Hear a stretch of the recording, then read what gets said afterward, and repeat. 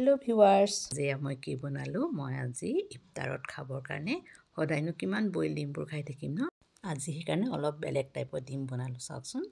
এয়া ভাল লাগিছে দেখিবলৈ আপোনালোকৰ কেনেকৈ বনালো চাওকচোন আহক প্ৰথমে আপোনালোকে ডিম কেইটামান বইল কৰি ল'ব তাৰপা কুহুমখিনি আৰু বগা অংশখিনি বেলেগ কৰি ল'ব তাৰপা কুহুম অংশখিনি এটা বাটিত উলিয়াই ল'ব মই 3টা ডিমৰ বনাইছিলো এই 3টা ডিমৰ এদৰে উলিয়াই ললো গোটেইখিনি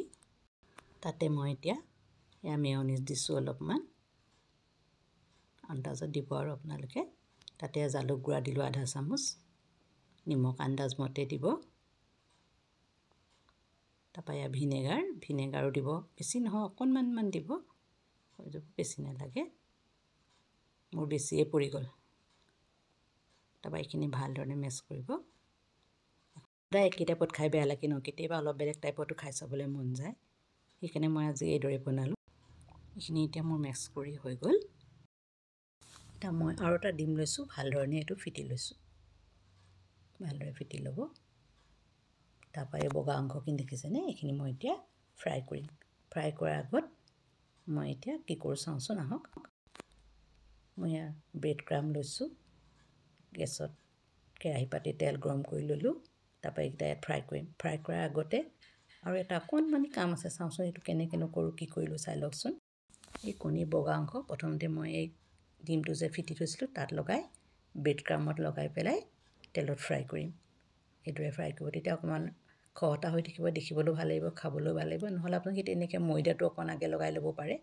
তাৰপা এনেকৈ ডিমত লগাই আকৌ ব্ৰেড ক্ৰামতো লগাব পাৰে যেনেকৈ ইচ্ছা আপোনালোকে তেনেকৈ কৰিব পাৰে এটা বেছি ভাজিব নালাগে অলপ ৰঙচুৱা হলে হৈ যাব আৰু এবাৰ লুটিয়াই দিব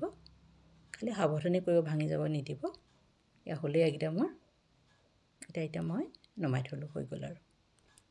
আপোনালোকে বনাবতে বহুত টেষ্টি হৈছিল খাবলৈ ইয়া দেখিলেনে মোৰ আটাইকিটা হৈ গল ভাজি এতিয়া কি কৰো আহকচোন চাও এই পেষ্টখিনি যে বনাইছিলো কুহুমৰ এইখিনি এতিয়া মই ব্যৱহাৰ কৰিম চাব দেই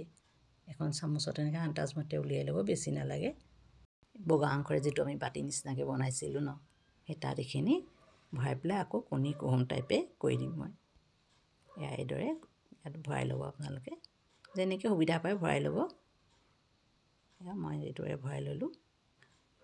আপোনালোকে এনেকৈ হাতত লৈও ভৰাব পাৰে বা তাত থৈ পৰাও ভৰাব পাৰে গোটেইখিনি কুহুমৰ নিচিনা ৰাউণ্ড কৰিব পাৰিলে ভাল হয় আৰু মই জটপট কৰিছো কাৰণ ইফতাৰৰ সময় হৈছে এতিয়াটো মোৰ ৰেডি হৈ গল এটা কোন ডেকোৰেশ্যন কৰিম আৰু